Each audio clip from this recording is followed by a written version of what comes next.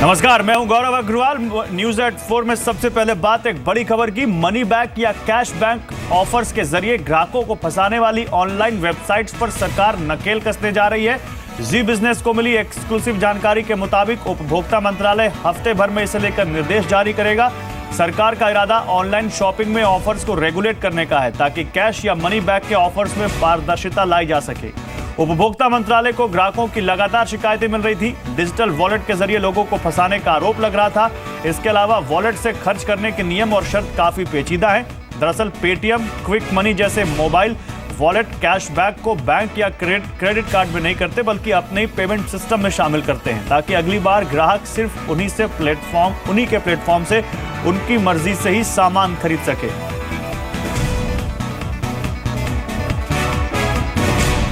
आलोक प्रियदर्शी मेरे सहयोगी साथ जानकारी के साथ जुड़ रहे हैं। आलोक, अक्सर शिकायतें आती रहती हैं कैशबैक को लेकर, सरकार कितना गंभीर है इस बार? देखिए, सरकार की यही मंशा है कि जो ऑनलाइन शॉपिंग पर जो कैशबैक या मनी बैक का ऑफर्स दिया जाता है उस पर पारदर्शिता लाई जाए, उसमें ट्रांसपेरेंसी लाई जाए ताकि ग्राहक इन सब ऑफर्स के चक्कर में बेवकूफ़ न बन पाए। क्योंकि लगातार जो ग्राहकों की शिकायतें मिल रही हैं उसमें ये कहा जा रहा है कि जो डिजिटल वॉलेट होता है, तमाम जो कंपनियां जो ऑनलाइन शॉपिंग के जरिए डिजिटल वॉलेट मुहैया कराती हैं उसमें कहा तो यही जाता है कि कैशबैक होगा या मनी बैक होगा, लेकिन जब उनको मिलता है तो वो उनके क्रेडिट या डेबिट कार्ड में न मिलने के बजाय उनके अपने वॉलेट में होता है, जिसको खर्च करने का अधिकार भी उन कंपनियों के पास होता है। ग्राहक को सिर्फ एक सीमित अधिकार होते हैं। तो इन्हीं सब दिक्कतों से छुटकारा दिलाने के लिए और साफ तौर पर जब भी कोई कंपनी ऑफर दे तो ये बताए कि क्या उसके डेबिट कार्ड या क्रेडिट कार्ड में ये मनी बैक या कैशबैक जाएगा या फिर डिजिटल वॉलेट में जाएगा। तो इन तमाम चीज़ों पर पारदर्शिता लाने के लिए उपभोक्ता मंत्रालय जल्द ही एक दिशा निर्देश लाने जा रही है। और आपने जैसे देखा होगा कि पिछले दिनों भी एक सरकार एक ई कॉमर्स को लेकर एक रेगुलेट किया था, डिस्काउंट्स को लेकर, जो तमाम जो मार्केट प्लेस अपने तरफ से डिस्काउंट दे रहे थे और उसी डिस्काउंट्स की जगह पर ये तमाम चीज़ें शुरू हुई। अब सरकार चाहती है कि उपभोक्ता को साफ तौर पर यह बताया जाए कि ये जो कैशबैक या मनी बैक होगा क्या उनके डेबिट कार्ड में होगा, क्रेडिट कार्ड में होगा या फिर किसी दूसरे वॉलेट में होगा जहां पर उनको अपने हिसाब से खर्च करने का अधिकार नहीं होगा। शुक्रिया आलोक आपका इन तमाम जानकारियों के लिए। आगे बढ़ते हैं, रिलायंस जियो से जुड़ी बड़ी खबर है। रिलायंस जियो और दूसरे टेलीकॉम ऑपरेटर्स में विवाद थमने की बजाय और गहराता जा रहा है। अब मोबाइल नंबर पोर्टेबिलिटी को लेकर विवाद गहरा गया है। रिलायंस के कर्मचारियों का मोबाइल नंबर अब तक जियो में पोर्ट नहीं होने पर यह विवाद खड़ा हो गया है। कंपनी ने 22 अगस्त को अपने कर्मचारियों को दूसरे नेटवर्क से जियो नेटवर्क पर पोर्टेबिलिटी का निर्देश दिया था, लेकिन दूसरी कंपनियों ने रिलायंस कर्मचारियों के नंबर पोर्टेबिलिटी को खारिज कर दिया है। कर्मचारियों के नंबर अब तक पोर्ट नहीं हो पाए हैं, जबकि नंबर पोर्टेबिलिटी में 3 से 7 दिन का वक्त लगता है। टेलीकॉम ऑपरेटर्स का कहना है कि जियो का कमर्शियल लॉन्च नहीं होने की वजह से वो नंबर पोर्टेबिलिटी नहीं दे रहे हैं। कल मुकेश अंबानी ने नंबर पोर्टेबिलिटी में आनाकानी का मुद्दा भी उठाया था। असीम मनचंदा मेरे साथ जुड़ रहे हैं ज्यादा जानकारी के साथ। असीम, रिलायंस जियो और दूसरे टेलीकॉम ऑपरेटर्स के बीच विवाद एक बार फिर गहराता जा रहा है। देखिए, 22 अगस्त को रिलायंस जो जियो है उसने अपने कर्मचारियों को कहा था कि आप सब अपना नंबर पोर्ट जो है वो कर सकते हैं। एक ईमेल गई थी बाकायदा है एचआर की तरफ से और कहा था कि आप अपना नंबर पोर्ट करने की जो शुरुआत कर दीजिए। उसके बाद कर्मचारियों ने अपना नंबर पोर्ट करने के लिए रिक्वेस्ट जो था वो भी डाला था, लेकिन जो हमें सूत्र के हवाले से जानकारी मिल रही है कि अभी तक किसी भी कर्मचारी का नंबर जो है वो पोर्ट नहीं हो पाया, क्योंकि जितनी भी रिक्वेस्ट जो डाली गई थी वो टेलीकॉम कंपनियों ने उन रिक्वेस्ट को रिजेक्ट जो है वो कर दिया था। ये रीज़न दिया गया था कि अभी तक आपने कमर्शियल लॉन्च नहीं किया, आप ट्रायल कर रहे हैं, आप इसके दौरान जो है नंबर पोर्ट जो है नहीं कर सकते हैं। तो एक स्टैंड अप जो है अभी भी टेलीकॉम कंपनियों और रिलायंस जियो के बीच में कंटिन्यू है कि अगर आप नंबर पोर्ट करना चाहें तो आपके कर्मचारियों को आपका नंबर पोर्ट जो है वो करने नहीं दिया जाएगा। अब ये देखना होगा कि 5 सितंबर को जिस तरह से कमर्शियल लॉन्च करने की बात कर रहा है रिलायंस जियो, तो उसके बाद क्या बाकी कर्मचारी हैं या बाकी जो भी ग्राहक है जो नंबर अपना पोर्ट करना चाहते हैं उनको नंबर पोर्ट करने दिया जाता है या नहीं दिया जाता है। शुक्रिया आसिम आपका इन तमाम जानकारियों के लिए। आगे बढ़ते हैं और बात सैमसंग की। लॉन्चिंग के कुछ दिनों के अंदर ही सैमसंग के स्मार्टफोन गैलेक्सी नोट 7 को लेकर सवाल उठ खड़े हुए हैं। गैलेक्सी नोट 7 के बैटरी चार्ज के दौरान विस्फोट की खबरों के बाद कंपनी ने इसका ग्लोबल रिकॉल किया है। खबर के बाद दुनिया भर में सैमसंग की छवि को गहरा झटका लगा है। इससे पहले डिमांड के मुताबिक सप्लाई की दिक्कत से भी विवाद खड़ा हो गया था। आज से भारत में भी नोट 7 की डिलीवरी मिलनी थी, लेकिन अब ये डिलीवरी टल गई है। जिन लोगों ने सैमसंग नोट 7 बुक किए थे उन्हें फोन पर डिलीवरी में देरी के मैसेजेस मिल रहे हैं। 7 सितंबर को आईफोन 7 लॉन्च होना है। ऐसे में गैलेक्सी नोट 7 रिकॉल विवाद से सैमसंग को भारी नुकसान हो सकता है। गैलेक्सी नोट 7 कंपनी का अब तक का सबसे प्रीमियम डिवाइस है और इसकी कीमत 59,999 रुपए रखी गई है।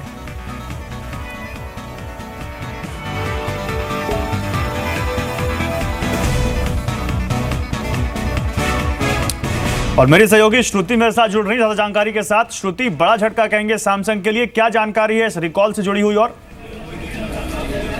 जी बिल्कुल गौरव, एक काफ़ी बड़ा झटका है सैमसंग एज अ ब्रांड को, क्योंकि अब ये जो डिवाइस रिकॉल किया गया है ये सैमसंग का सबसे प्रीमियम डिवाइस है जिसकी कीमत 60,000 रुपये रखी गई है। और देखने वाली बात यह है कि एप्पल का आईफोन 7 भी अब 7 सितंबर को लॉन्च हो रहा है, तो उससे पहले इस तरह की खबर आना सैमसंग के लिए एज अ ब्रांड बिल्कुल भी अच्छी खबर नहीं है। बिल्कुल, बहुत शुक्रिया आपका श्रुति। लेकिन श्रुति, जाते जाते एक खबर, एक जानकारी और यहाँ पर चाहेंगे, क्या सैमसंग की तरफ से कोई इस पर रिएक्शन आया है? सैमसंग ने क्या कहा है और इंडिया में डिलीवरी अगर रोकी गई तो कब तक ये डिलीवरी हो पाएगी और क्या जानकारी मिल पा रही है? जी बिल्कुल गौरव, हमने सैमसंग ऑफिशियल से बात करने की कोशिश की लेकिन उन्होंने अभी तक कोई ऑफिशियल स्टेटमेंट जारी नहीं किया है। हालांकि सियोल में इंटरनेशनली एक प्रेस कॉन्फ्रेंस रखी गई है जहां उन्होंने डिसीजन लिया है कि सारे फोन्स अभी तक जो भी शिप हुए हैं, जिनकी यूनिट्स लगभग 4 लाख बताई जा रही हैं, ग्लोबली रिकॉल कर लिए गए हैं। और साथ में ये भी सामने आया है कि आज ही इन फोन्स की जो सैमसंग नोट 7 है डिलीवरी इंडियन कस्टमर्स को होनी थी, उनको मैसेजेस आ रहे हैं पर्सनल नंबर्स पे कि ये डिलीवरी फिलहाल उनकी रोक दी गई है और अब अगला शिपमेंट कब आएगा और उनको अब कब अपना फोन मिल पाएगा जो उन्होंने बुक किया है, इस पर अभी कुछ भी साफ नहीं है। शुक्रिया श्रुति आपका इन तमाम जानकारियों के लिए। आगे भी आपसे अपडेट देते रहेंगे, लेकिन बड़ी खबर है और सैमसंग के लिए तो बहुत बड़ा झटका है क्योंकि उनका सबसे प्रीमियम डिवाइस और आज ही डिलीवरी होनी थी इंडिया में और वो डिलीवरी रोक दी गई क्योंकि बैटरी में विस्फोट की खबर है। रिकॉल किया गया है, ग्लोबल रिकॉल किया गया है। इस बारे में आपको लगातार अपडेट देते रहेंगे, लेकिन अब बात बाजार की करते हैं। मिले जुले विदेशी संकेतों के चलते भारतीय बाजारों की आज सुस्त शुरुआत हुई। कारोबारी सत्र के आखिरी घंटों में आई खरीदारी के चलते बाजार 16 महीने की ऊंचाई पर पहुंच गया। आज के सत्र में निफ्टी ने भी 8,800 के अहम स्तर को पार कर लिया। वहीं मिड कैप और स्मॉल कैप शेयरों में भी खरीदारी देखने को मिली। सेंसेक्स 109 और निफ्टी 35 अंक की बढ़त के साथ बंद हुए। टायर, इंफ्रा, ऑटो, फार्मा शेयरों में सबसे ज्यादा तेजी रही। हालांकि आईटी शेयरों पर थोड़ा प्रेशर देखने को मिला। रजत मेरे साथ जुड़ चुके हैं। रजत, जरा बताइए आज बाजार का कैसा रहा हाल? बिल्कुल, आज इंटरनेशनल क्यूज आज भी सपोर्टिव नहीं थे, कोई इतने इंकरेजिंग क्यूज नहीं थे, लेकिन पूरा दिन एक दायरे में गुजार दिया। लेकिन आप लेटर हाफ में देखिए क्योंकि इस हफ्ते एक ब्रेकआउट है 8720 के लेवल पे, जब तक उसके ऊपर रहेंगे तब तक हर डिप पे खरीदारी होगी। वो प्रूफ हुआ, बाजार वीकली हाई पे बंद हुआ है और आज 16 महीने के इनफैक्ट उच्चतम स्तर पे बंद हुआ है बाजार। तो काफ़ी स्ट्रॉन्ग मोमेंटम है और लिक्विडिटी इंटैक्ट है, कैश मार्केट पे खरीदारी हो रही है। और जो सबसे ज़्यादा बढ़ने वाले स्टॉक साबित हुए उसमें Adani port, bank of Baroda, Tata Motors, DVR, Maruti Suzuki जैसे स्टॉक्स शामिल थे। आज ऑटो पैक ने फिर से लीडरशिप प्रोवाइड की निफ्टी को। गिरने वाले स्टॉक्स में कोल इंडिया, रिलायंस, एसीसी, इन्फोसिस, आज आईटी और साथ साथ सीमेंट स्टॉक्स पे, मेटल माइनिंग स्टॉक्स पे कुछ बिकवाली देखने को मिल रही थी। लेकिन यहाँ पर निश्चित रूप से टर्न अराउंड था। कल की भारी बिकवाली के बाद टेलीकॉम स्टॉक्स लेटर हाफ में नीचे स्तर से पलटते हुए नजर आए, खासतौर से भारती एयरटेल और आइडिया सेलुलर। एक पुल बैक था जो कल के कार्नेज के बाद इन सभी स्टॉक्स पे देखने को मिला। लेकिन कुछ स्टॉक्स जो कंप्लीटली फोकस में थे और ग्रिप बहुत स्ट्रांग थे आज ट्रेडर्स की, उसमें फिर से इंफ्रास्ट्रक्चर, इस हफ्ते बहुत स्ट्रांग खरीदारी हुई है इंफ्रास्ट्रक्चर नेम में और कई स्टॉक्स तो 60% एक ही हफ्ते में 3-4 ट्रेडिंग सेशंस में चलते हुए नजर आए हैं। HCC, Patel engineering, CNC construction जैसे स्टॉक्स आज भी चले। साथ ही साथ कुछ और स्टॉक्स जहां पर ट्रेडर्स का व्यू पॉजिटिव था, उसमें टायर स्टॉक्स डोमिनेट कर रहे थे क्योंकि नए रबर पॉलिसी अब जल्द आने वाली है। उससे पहले आज टायर स्टॉक्स का दिन था जिसमें सीएट और अपोलो टायर्स तो इनफैक्ट जेके टायर्स और अपोलो टायर्स दोनों ही काफी स्ट्रांग मोमेंटम में थे। जेके टायर 10% के गेंस के साथ बंद हुआ। फार्मा शेयर्स का दिन था, डॉक्टर लाल पाथलैब्स, ब्रुक्स लैब्स, मार्क्सन्स। तो टायर साथ ही साथ इंफ्रास्ट्रक्चर, फार्मा, ये कुछ थीम थी मार्केट की आज। लेकिन अब देखना होगा अगले हफ्ते क्या कुछ ये जो मोमेंटम बना है मार्केट में और कैरी होता है कि नहीं। शुक्रिया रजत आपका इन तमाम जानकारियों के लिए। आगे बढ़ते हैं और अब बात धनिया मामले की करते हैं। धनिया मामले में सरकार ने कड़ा रुख अपनाया है। जी मीडिया से एक्सक्लूसिव बातचीत में वित्त राज्य मंत्री अर्जुन मेघवाल ने कहा है कि धनिया मामले में सेबी को जांच के निर्देश दिए गए हैं और जल्द ही इसके नतीजे सबके सामने होंगे। मेघवाल ने भी कहा कि इस तरह के मामले दोबारा ना हो, इसको भी सुनिश्चित किया जा रहा है। हाल ही में कारोबारियों ने एनबीएचसी के कोटा वेयरहाउस में गड़बड़ी का आरोप लगाया था। कारोबारियों ने कोटा वेयरहाउस में माल बदलने का आरोप लगाया था। कारोबारियों का दावा है कि वेयरहाउस में सेबी के ऑडिट से पहले माल शिफ्ट किया जा रहा था। वेयरहाउस में खराब क्वालिटी के माल होने की आशंका जताई गई थी। राजस्थान से बिलोंग करते हैं और राजस्थान के अंदर धनिया का एक मामला उठा है, धनिया की क्वालिटी पे सवाल उठे हैं, सेबी आपके अंडर आता है, तो किस तरीके की कार्रवाई आप यहाँ पे इस पूरे मामले में?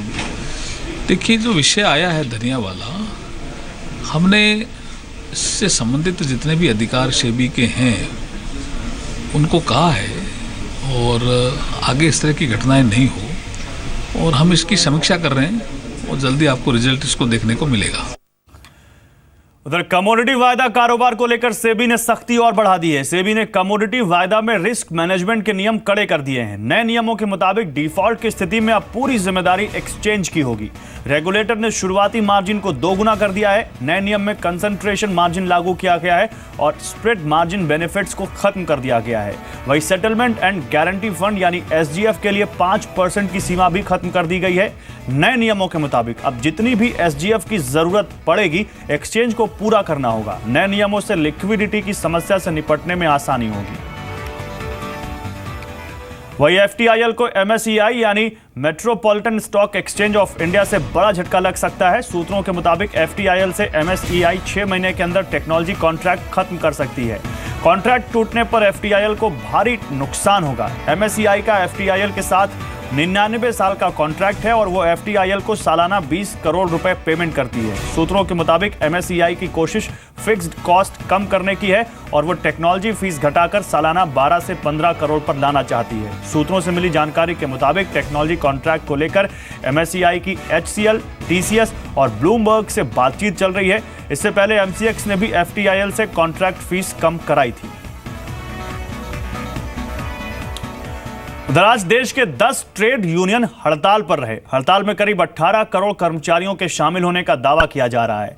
अलग अलग शहरों में हड़ताल का असर देखा गया। टीवी स्क्रीन पर हम आपको मुंबई, कोलकाता, हैदराबाद, भुवनेश्वर, वाराणसी और पटना की तस्वीरें दिखा रहे हैं। हालांकि कुछ राज्यों को छोड़कर ज्यादातर प्रदेशों में हड़ताल का ज्यादा असर नहीं देखा गया। हड़ताल में देश भर के सरकारी अस्पतालों के नर्स और रेडियोलॉजिस्ट भी हिस्सा ले रहे हैं। वैसे इस हड़ताल का देश के अधिकतर हिस्सों में ज्यादा असर दिखाई नहीं दे रहा। हड़ताल के दौरान कहीं पर हड़ताली कर्मचारियों ने ट्रेन रोकने की भी कोशिश की। दिल्ली और मुंबई में भी हड़ताल का ज्यादा असर नहीं दिखा। हालांकि मुंबई में शिवसेना हड़ताल का समर्थन कर रही है। देश भर में 10 सेंट्रल ट्रेड यूनियन अपनी 12 सूत्री मांगों को लेकर आज एक दिन की हड़ताल पर है, लेकिन मुंबई में इस हड़ताल का असर कम ही दिखाई दे रहा है। मुंबई की जो ट्रांसपोर्ट सेक्टर है वो इस हड़ताल में शामिल नहीं है।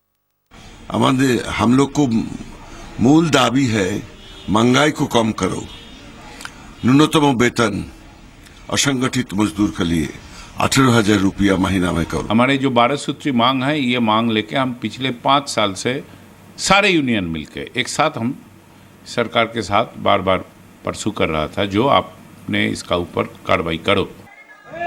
हड़ताल केंद्र सरकार के रवैये और श्रम कानूनों में बदलाव को लेकर की गई है। मजदूर संगठन लेबर लॉ में बदलाव, सैलरी बढ़ाने और प्रमोशन की मांग को लेकर हड़ताल में शामिल है। RSS से जुड़ा भारतीय मजदूर संघ इस हड़ताल में शामिल नहीं है। उधर सहारा की मुश्किलें कम होती नजर नहीं आ रही हैं। अब सुप्रीम कोर्ट ने सहारा से करीब 3 करोड़ निवेशकों को 23,000 करोड़ रिफंड का डिटेल ब्यौरा सौंपने को कहा है। इससे पहले सहारा ने कहा था कि उसने निवेशकों को 23,000 करोड़ रुपए रिफंड कर दिए हैं, जिसके बाद सुप्रीम कोर्ट ने सहारा को इससे संबंधित जानकारी देने को कहा है। सुप्रीम कोर्ट सहारा को मामले से संबंधित ब्यौरा 18 सितंबर तक सौंपने को कहा है। इसके अलावा सुप्रीम कोर्ट ने सेबी से लंदन के ग्रोसवेनर हाउस होटल डील की जांच के लिए भी कहा है। सुप्रीम कोर्ट ने सेबी को कहा है कि वो सहारा के पैसे जुटाने के प्रस्ताव की जांच करें। तो सहारा की मुश्किलें कम होने का नाम नहीं ले रही हैं और सुप्रीम कोर्ट ने अब उनसे दस्तावेज पूरे डिटेल के साथ सौंपने को कहा है कि 23,000 करोड़ रुपए जो रिफंड किए गए हैं वो उससे जुड़ी सारी जानकारी दी जाए। सुप्रीम कोर्ट ने सहारा को इस मामले से संबंधित पूरा ब्यौरा 18 सितंबर तक सौंपने को कहा है। असीम मनचंदा ज्यादा जानकारी के साथ जुड़ रहे हैं। असीम, जरा और आपके पास डिटेल हो इस पूरे मामले की कि सुप्रीम कोर्ट ने क्या कहा है और सहारा की मुश्किलें और कैसे बढ़ सकती हैं। जी देखिए, इस मामले को लेकर के आज सुप्रीम कोर्ट में सुनवाई हुई थी और सुप्रीम कोर्ट में सहारा ने ये दलील दी कि उसने जो पैसा है वो निवेशकों को जो है लौटा दिया है। तकरीबन 23,000 करोड़ रुपए जो है वो लौटा दिए हैं। तो जिस पर सुप्रीम कोर्ट ने नाराजगी जताई। सुप्रीम कोर्ट का कहना था कि इससे विश्वास नहीं होता कि उन्होंने 23,000 करोड़ की इतनी बड़ी रकम जो है वो लौटा दी। तो उन्होंने कहा कि आप हमें सोर्स ऑफ फंड दीजिए कि आपने ये पैसा कहाँ से जनरेट किया और कैसे जो है वो पैसा लौटाया। तो सहारा ने कहा कि वो हम फंड सोर्स ऑफ फंड आपको हम 16 16 सितंबर तक जो है वो दे देंगे और मामले की अगली सुनवाई जो 16 सितंबर को होगी। खासतौर पे की एक और चीज के निर्देश जो है सुप्रीम कोर्ट ने सेबी को दिए। सेबी को ये कहा कि आप देखिए कि गुसनोवर होटल जो बेचने की बात कर रहे हैं या उसके लिए फंड जुटाने की जो बात कर रहे हैं, तो इस डील में किसी तरह की कोई अड़चने तो नहीं है या फिर ये डील जो है पूरी तरह से क्लीन है। तो सेबी को ये निर्देश जो है वो भी सुप्रीम कोर्ट की तरफ से जारी किए गए। शुक्रिया आसिम आपका इन तमाम जानकारियों के लिए। आगे बढ़ते हैं। प्रधानमंत्री नरेंद्र मोदी वियतनाम और चीन के दौरे के लिए रवाना हो गए।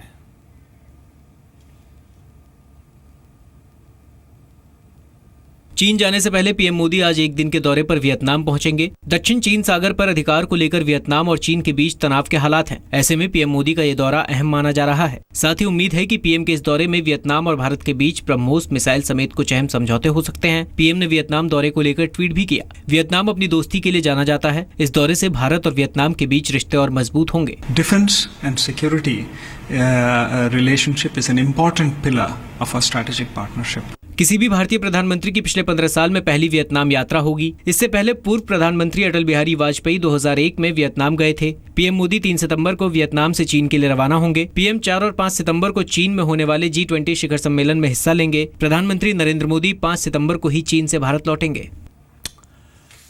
और अब बात दूसरी बड़ी खबर की करते हैं। आम आदमी पार्टी के नेता आशुतोष ने अश्लील वीडियो विवाद में घिरे संदीप कुमार का बचाव किया और इस दौरान उन्होंने नेहरू गांधी को लेकर विवादित तर्क दिए। आशुतोष ने अपने ब्लॉग में लिखा कि संदीप ने कुछ भी गलत नहीं किया, उन्होंने किसी महिला से जबरदस्ती नहीं की, दोनों के बीच आपसी सहमति से संबंध बने तो कुछ भी गलत नहीं है। इस दौरान आशुतोष ने महात्मा गांधी, पंडित नेहरू और पूर्व पीएम अटल बिहारी वाजपेयी का भी जिक्र किया।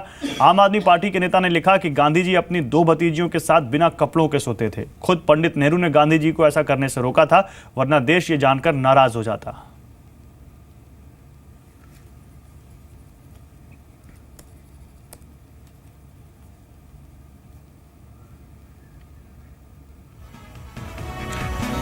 तो आम आदमी पार्टी के मंत्री संदीप कुमार के सेक्स स्कैंडल में फंसने के बाद आम आदमी पार्टी के नेता आशुतोष ने अपने ब्लॉग में संदीप कुमार का बड़े ही विचित्र तर्कों के साथ बचाव किया है और इन तर्कों में उन्होंने पंडित जवाहरलाल नेहरू, महात्मा गांधी और अटल बिहारी वाजपेयी तक को खींच लिया है। और उन्होंने कहा कि संदीप कुमार ने अगर अपनी किसी भी महिला के साथ आपसी सहमति से संबंध बनाए तो इसमें कुछ भी गलत नहीं है। इससे पहले दिल्ली के सीएम अरविंद केजरीवाल ने संदीप कुमार को मंत्री पद से बर्खास्त कर दिया था और संदीप कुमार अपनी सफाई में यहां तक कह चुके हैं, क्योंकि मैं दलित हूं इसलिए मुझे निशाना बनाया गया। इस पूरे मामले पर जमकर राजनीति हो रही है। बीजेपी का क्या कहना है, ये सुनाते हैं आपको। आम आदमी पार्टी ने जिस तरह गांधी जी के बारे में अपशब्द लिखे हैं और बोले हैं और आशुतोष ने एक ब्लॉग के माध्यम से गांधी जी को सेक्स स्कैंडल से जोड़ा है, मैं इसकी कड़े शब्दों में भर्त्सना करता हूं। देश के राष्ट्रपिता जिनका विश्व में सम्मान है, देश की आज़ादी, जिन्होंने देश को आज़ाद कराने में अपना सर्वस्व लगाया, आज आप अपनी राजनीति चमकाने के लिए, अपने करप्ट लोगों को बचाने के लिए आप इस तरह के अपशब्द प्रयोग कर सकते हैं। मैं जानना चाहता हूं कि अरविंद जी, दिल्ली के मुख्यमंत्री, बताएं क्या वो ये उनकी कंसेंट से ये ब्लॉग लिखा गया है या ये उनकी कंसेंट के बगैर लिखा गया है, और अगर उनकी कंसेंट से लिखा गया है तो वो पूरे देश से माफ़ी मांगे।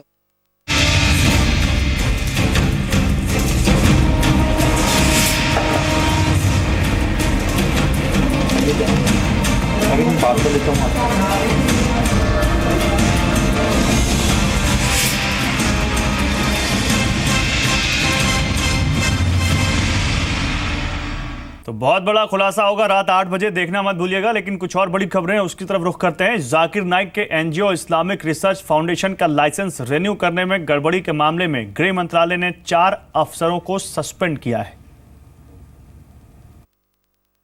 जांच में सामने आया है कि जाकिर नाइक के खिलाफ जारी जांच के बावजूद उसके एनजीओ IRF के FCRA लाइसेंस का रिन्यूअल किया गया। जाकिर नाइक पर युवाओं को आतंकी बनने के लिए उकसाने, विदेशों से फंड लेकर उसका इस्तेमाल कट्टरपंथी विचारों के प्रसार करने के आरोप हैं। गृह मंत्रालय के अधिकारियों पर हुई कार्रवाई को केंद्रीय गृह राज्य मंत्री किरण रिजिजू ने सही ठहराया है। जब भी कोई संगठन किसी भी केस में फंसते हैं तो उनको हम क्लियरेंस नहीं देते हैं रिन्यूअल के लिए और किसी चीज़ के लिए भी।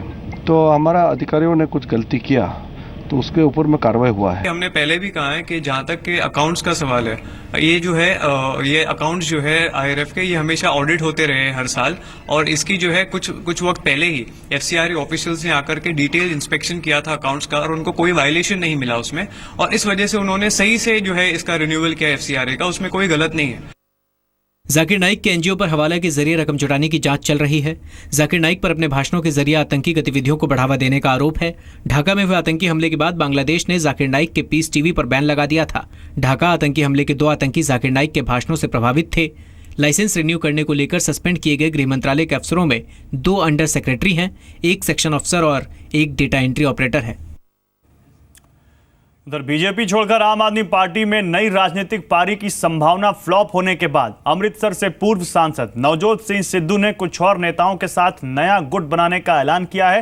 अकाली दल से निकाले गए प्रगट सिंह के साथ मिलकर सिद्धू पंजाब में एक नया फ्रंट खड़ा कर रहे हैं। इस नए फ्रंट का नाम आवाज़े पंजाब होगा। पूर्व सांसद नवजोत सिंह सिद्धू और आम आदमी पार्टी के संयोजक अरविंद केजरीवाल के बीच बैठक बेनतीजा होने के कई दिन बाद सिद्धू की पत्नी और बीजेपी विधायक डॉक्टर नवजोत कौर सिद्धू ने बुधवार को आप के दिल्ली नेतृत्व पर निशाना साधा था।